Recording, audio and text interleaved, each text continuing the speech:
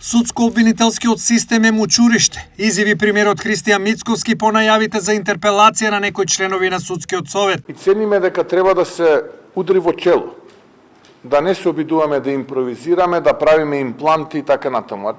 Ударот во чело подразбира дека сето она што е во ингеренции на, во случајот парламентот, а тоа е изборот на оние членови на судскиот совет, таму каде што се бираат, таму и да се изгласи интерпелација. Изгласувањето интерпелација за членовите на судскиот совет не значи и нивно задолжително заминување, вели Мицкоски. Точно е тоа дека и покрај тоа што ќе се изгласи интерпелација, тие може да останат и понатаму да бидат дел од судскиот совет. Не велам дека е тоа неточно, но во услови кога тој што те избрал, ти гласа повторно недоверба и ти продолжуваш да водиш инает, тоа не е добро.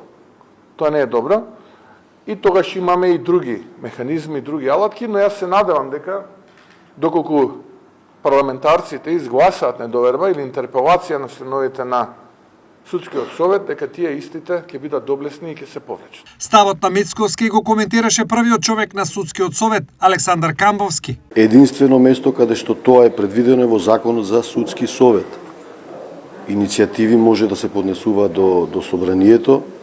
Секој има право да поднесува иницијативи, но тоа е моето мислење. Кога ќе биде спроведена најавената интерпелација во собранието е неизвестно, но известно е дека тоа ќе се случи, пошто е можна и разврска, односно оставка на членови на судскиот совет и избор на нови. За состојбите со судскиот совет, СДСМ предлагаат судски реформи, а лидерот Венко Филипче на социјалните мрежи најави: потребни се темелни реформи на правосудството и тоа го очекуваат граѓаните, но реформи кои ќе значат независно и ефикасно судство, кое ќе обезбеди правда. Не смее да дозволиме правдата која е бараат граѓаните да се претвори во нова партизација и окупација, преку смена на судскиот совет од страна на власта, изјави Филипче.